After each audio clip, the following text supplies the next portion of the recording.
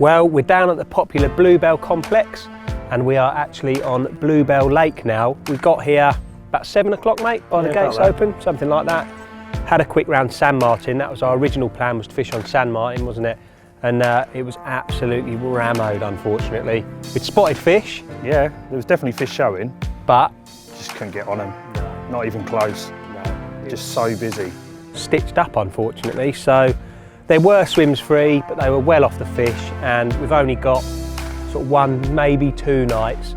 And we didn't want to sit there blanking, did we, mate? No. And waiting for the fish to come to us. So we've headed over to Bluebell Lake, which looks absolutely beautiful. We've seen a few fish show already, and we've decided on these swims, haven't we? Why are we in here, mate? We're definitely on them. They're fizzing absolutely everywhere. It would be stupid not to fish these swims. Yeah.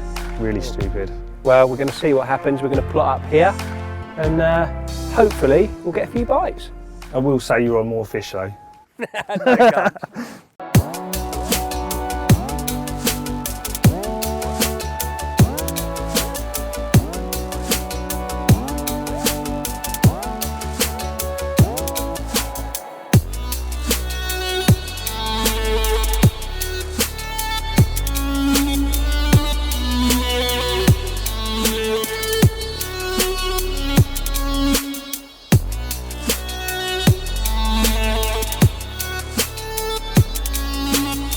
Well, I'm really happy with my swim choice.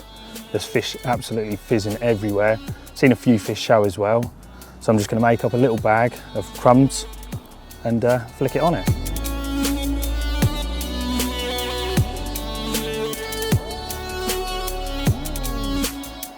Well, I've got my left hand rod tied to a set of lily pads. My right hand rod, which is out in open water, on some fizzes, and this rod I'm going to cast tight to an overhanging bush that I've seen fish jumping on. Hopefully it results in a fish.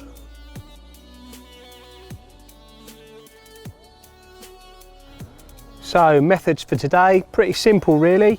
I've got Dan next door who's decided to fish on the bottom, but I've actually seen a few fish cruising just under the surface. So I'm going to start with the zig attack. I think Dan's starting on the bottom. And so we'll see what tactics work. We're working together, so if all of a sudden he starts catching on the bottom, I'll switch over and vice versa. But I'm pretty confident in the zigs. There's a bit of depth out there. I think it's sort of 15, 16 at a guesstimate. So I'm going to fish zig floats. I'm going to fish 1 2 foot below, 1 3 foot and 1 4 foot below, and hopefully I'll be able to find the zone that they're feeding at. So got 2 bits of black foam on the rods that are already out, a yellow one on this one. Don't really like yellow foam, but I thought with the slightly coloured water it might stand out. So I'm going to try yellow on this one. So I'm going to get a couple of bits of foam on, get it out there.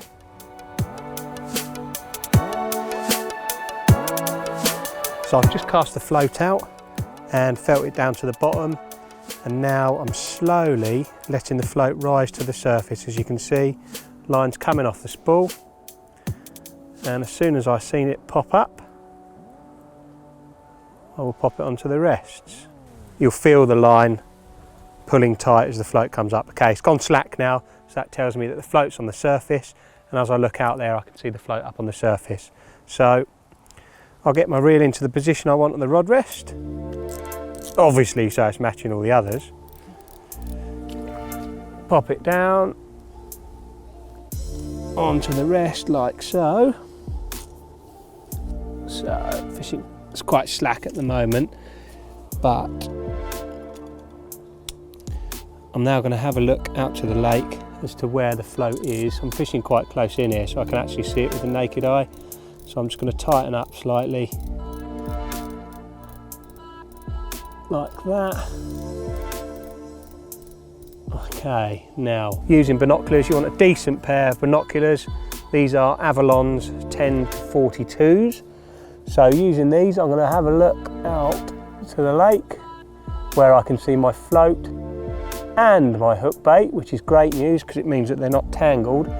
Then using the other arm, I'm going to slowly pull the float down, and I'm going to keep pulling it until I see the hook bait just disappear. So we're nearly there, I can see it, it's getting closer, closer, and it's just bobbing about, so okay, right, we've just gone under the water. So I know it's not tangled, it's all working perfectly. You'll notice that actually on my rods I've marked from where the reel is on the rod up to a foot. I've actually marked a little blue mark there, so that means that when I pull the line back, I'm pulling it back a foot at a time. So if I pull it back 1 foot and 1 foot under the surface, 2 foot, 2 foot under, and of course, you know, as you keep going. So on this one, I'm going to fish, I've got one at 2.5, one at 4.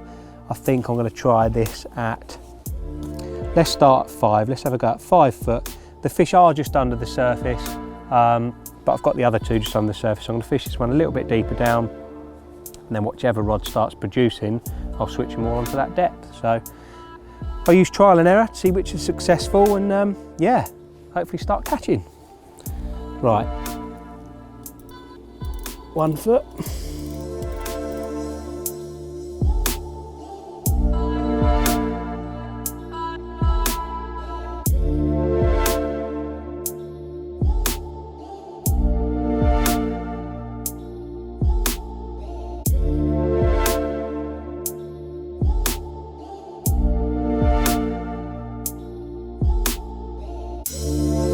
I was getting really itchy feet, so I reeled my rods in, went for a bit of a walk, and come across a few pads, and there was an odd carp cruising by.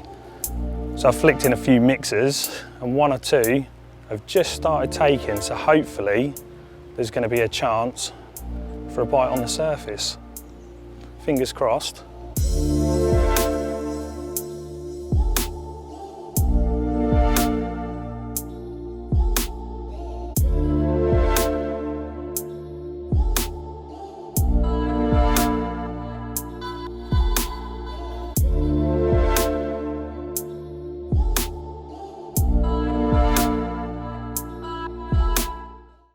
Well, it's been a bit mental.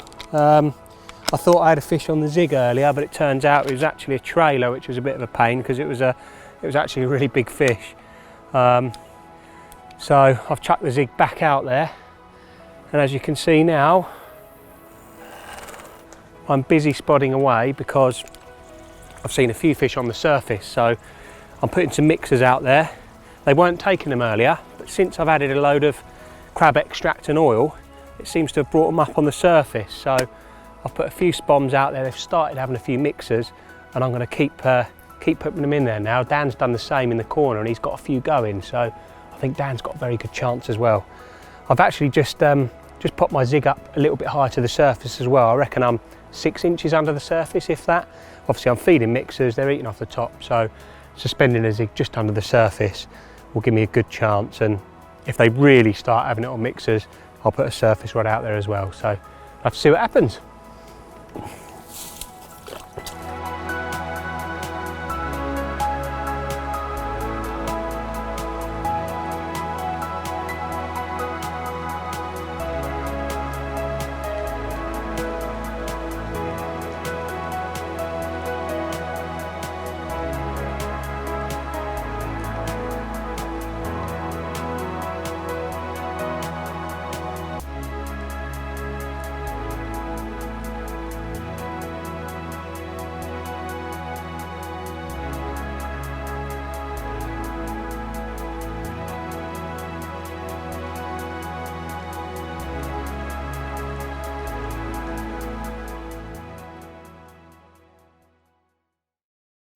I am on the move.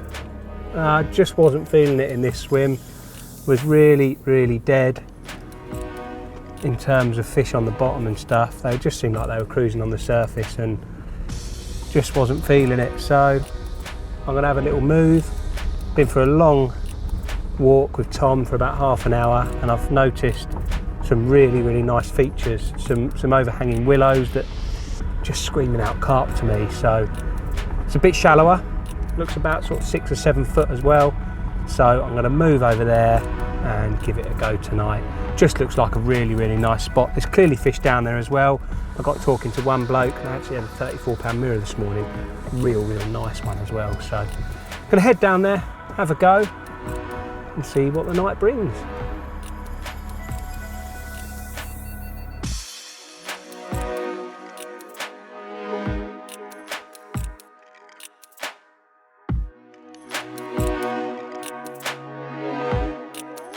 Oh, delight. Oh, Delilah, Delilah, you are a bite.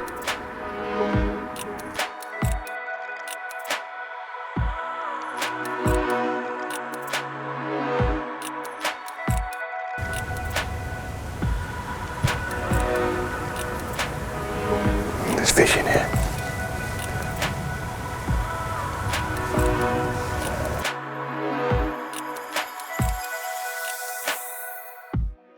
Looks so good down there. Lovely rock hard gravel areas. Clearly been fish feeding down there, I'm sure of it.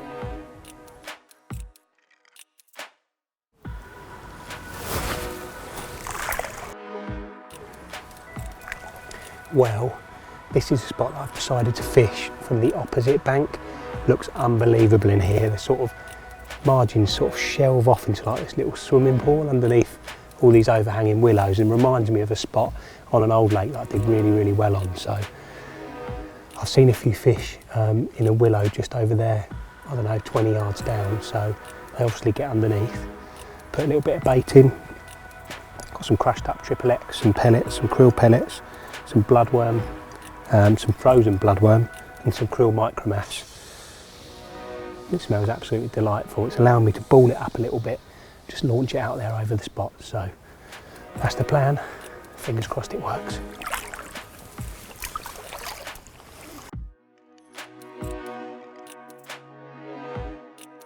So because of all those willows, I'm fishing one of the gaps, which is fine. I can underarm bait, as you've just seen, but the other spot there's no gaps at all, and rather than throwing it through the trees and bait going everywhere, decided to use a baiting spoon, so I can basically ship it out there, sort of push it under or through the willows and just tip bait all along that section.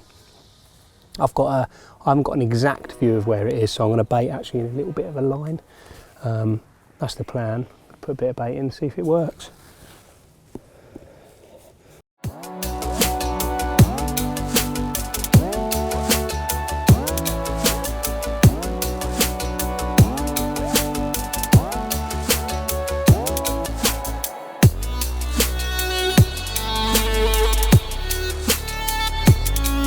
Well, I've tried absolutely everything today. On the bottom, zigs, on the surface, still no joy. Jimmy's actually moved just further up the lake, but I'm quite happy staying where I am. I've seen a few fish.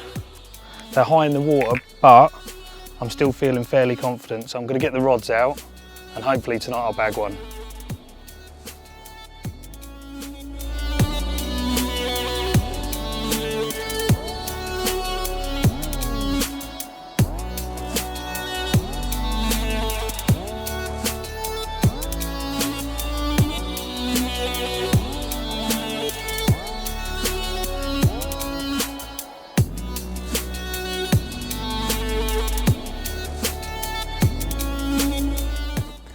Well, just getting the second rod out. First one's out and it's looking bang on.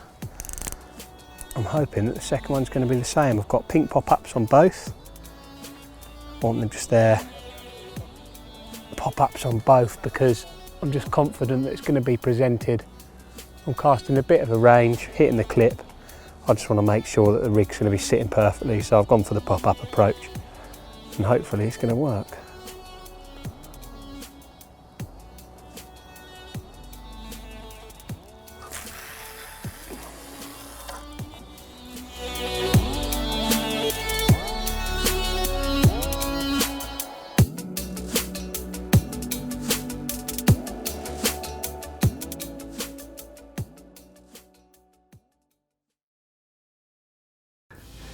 I really feel like the monkey is off of my back and that the move was totally worthwhile. Rods have been in a couple of hours and the middle rod's just slammed up tight.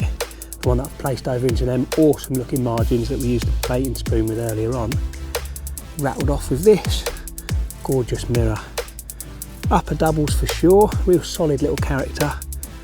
Took the pink pop up over the top of that grub that we put in earlier with a baiting pole. Delighted is an understatement.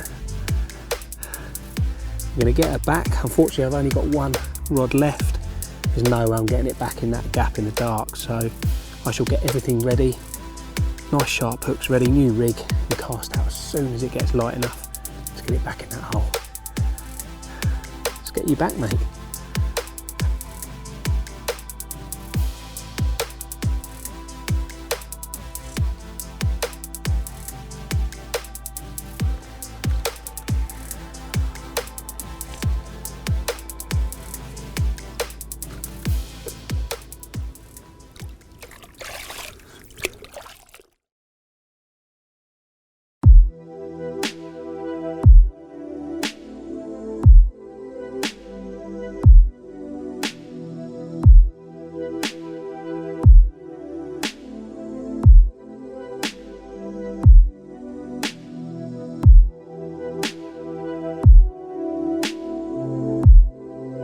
Well, we're at first light and it's nice to be able to say that my plan last night worked. A couple of hours, just had one show. A couple of hours into dark, I had a blistering take on the left hand rod, lifted into it, and the result was a beautiful mirror carp. So the plan worked, even though there weren't any fish there yesterday. When I had a little wander and had a look behind those willows, it just screamed out carp. It reminded me of an old spot on another lake that I'd caught from before, and Tom from Aqua, who's down here as well, also had a little smile while I was in behind there because he knew it was going to do fish. So unfortunately I couldn't get the rod back out. The gap that I'm fishing tiny, so there was no way of getting it out in the dark. So got up at first light this morning while these guys were still in bed. I had a little wander around behind the willows, got the waders on, put a bit of bait out again just like I did yesterday, then wandered back round and got both rods nice and tight back in the holes of the willows. So I'm going to leave him in there for the time being, and I've also heard that Mr. Stacey, who's fishing up the other end like we were yesterday, has had a couple of small ones too. So I think Alex is going to take a wander up, see what he's got in his net.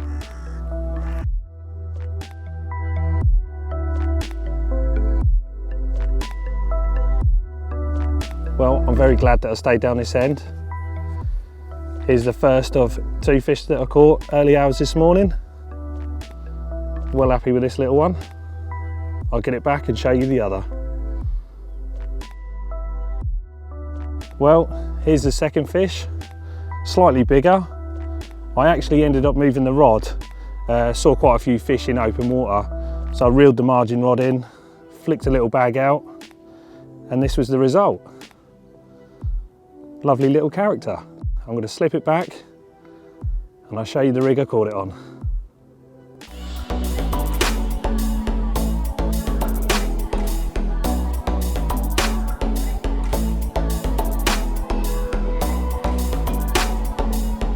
Right, I've just slipped that second fish back.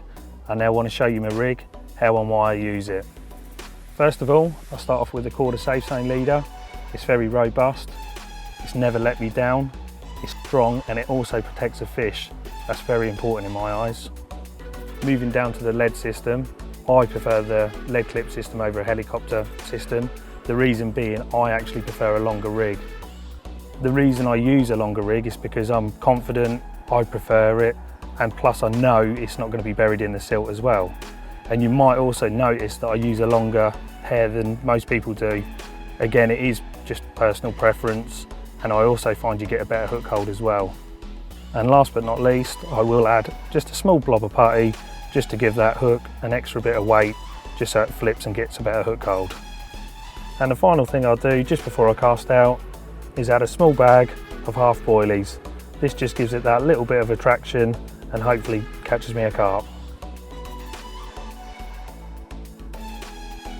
So this is my day ticket mix. It's got something a little bit different with a bit of a natural edge to it. First of all, I like to add some boilies, and in this bucket I've got whole boilies and crushed boilies. Generally I'll crush them up before my session using one of the Ridge Monkey boilie crushers. For the sake of this, I'll just do a few of my fingers.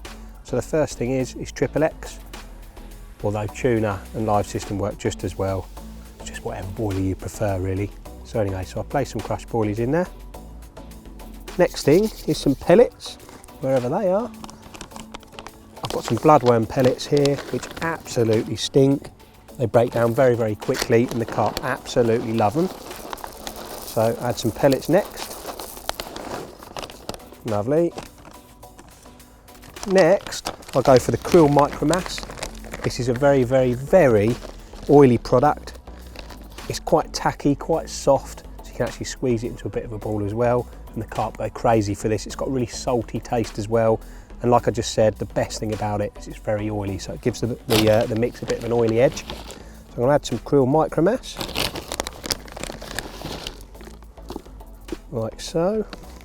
Now, one thing about my mix is I always like to have some sort of soft products in there as well, because quite often on these day ticket waters, like I have been today, I'm actually fishing in the edge, so I like to be able to actually squeeze the mix together as well, ball it up a little bit and introduce it, and it will break down as it goes through the water layers.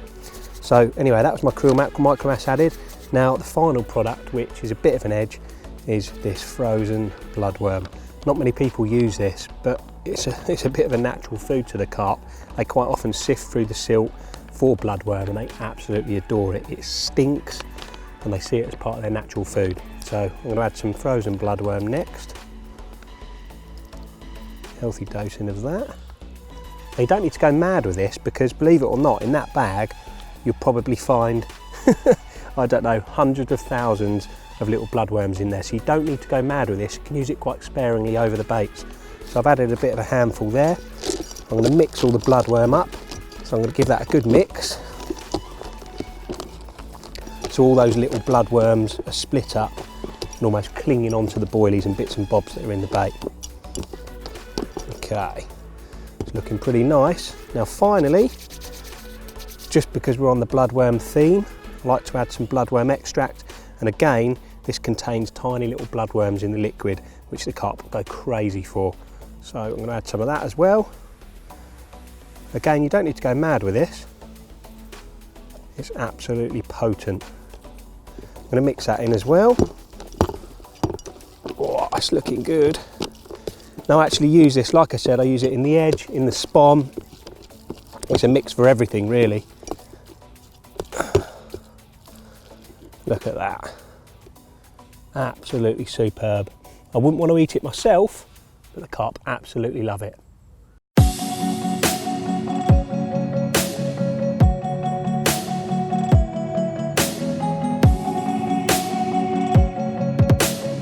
Well mate, we're up to about midday now, and we're a little bit in limbo, aren't we really, as to what to do? Because I thought we'd have caught another one this morning, to be honest with you. Yeah, to be fair, so did I. I mean, the fish are still out there. Yeah. You know, you can blatantly see them. They're not up for floaters, are they? You've tried zigs, tried a bit of everything really. Literally everything. I think what we do, mate, I've reeled in. Yeah. I've baited up a few edge spots, maybe go and have a little wander, maybe have a look at mallard as well. I think that's going to be the only way, to be honest. We ain't got long, have we? We're going to head up this afternoon. I don't think it's going to happen on here. It's a busy old lake, isn't it? Mate, like literally every other swim taken. Which has made it tricky, but it's real. Yeah, definitely. It's not what we used to, but it's real. And I'm pretty glad we've caught, mate. I wouldn't have liked to have headed off home with a blank. We've both caught fish. Yeah, definitely. We've done something right. 3 bites, 3 fish. Yeah, you can't grumble at that, can you? Let's go for a wander, mate, see if we can find a few. If not, head over to Mallard. Definitely.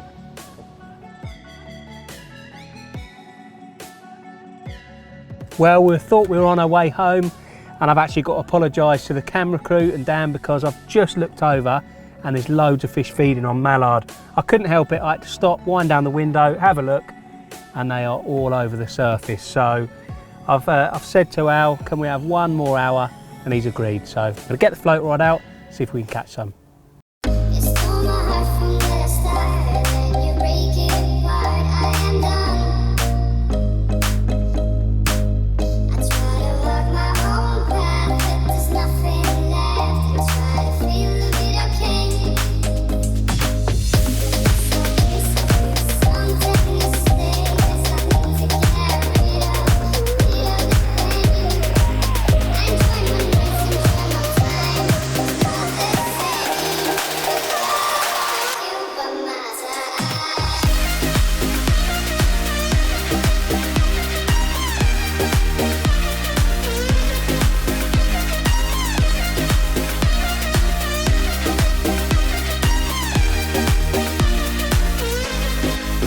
Well, that was a good opportunity, that, wasn't it?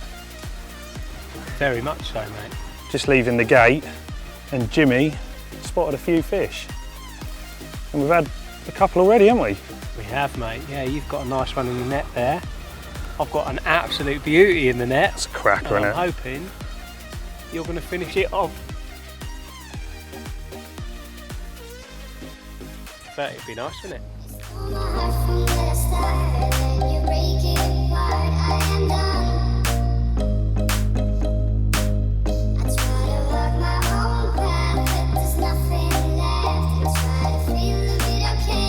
Well, how about that? We was literally just leaving the complex and Jimmy saw a few fish on the surface. So we couldn't let a good opportunity go to waste. Got the surface rods out, and this was the first one. I've got another one, what I'll show you. What a great opportunity. Well, here she is, the second fish. What an absolute beautiful fish as well. And word has it, Jimmy has got an absolute banger. So let's slip it back and go have a look. Probably giving that some teddy, isn't you? Got it, mate, didn't you? As soon as I hooked it, I was just walking backwards. Really? Mate, what a result that is, isn't it? That one in there is a joke. Weed again. Scales in it, didn't it?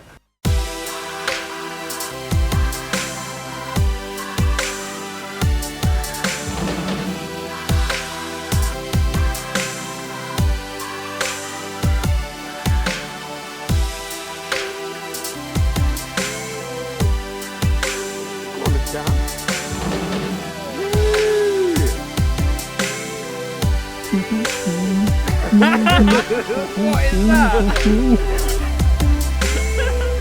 Well, this wasn't expected.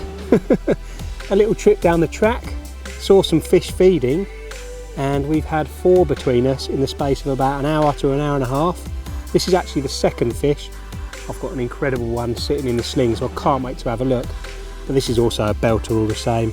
Bit plainer this one, but fought like stink. As soon as I hooked it, was straight in the weed. Great battle, and slipping it under this beauty.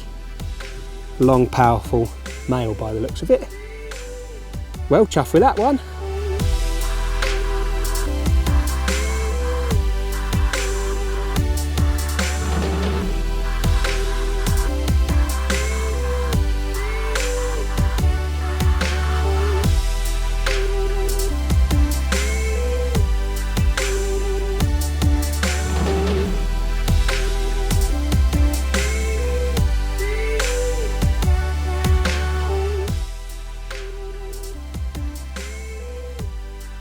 Well, that is without doubt the icing on the cake, isn't it, mate? Yeah, definitely.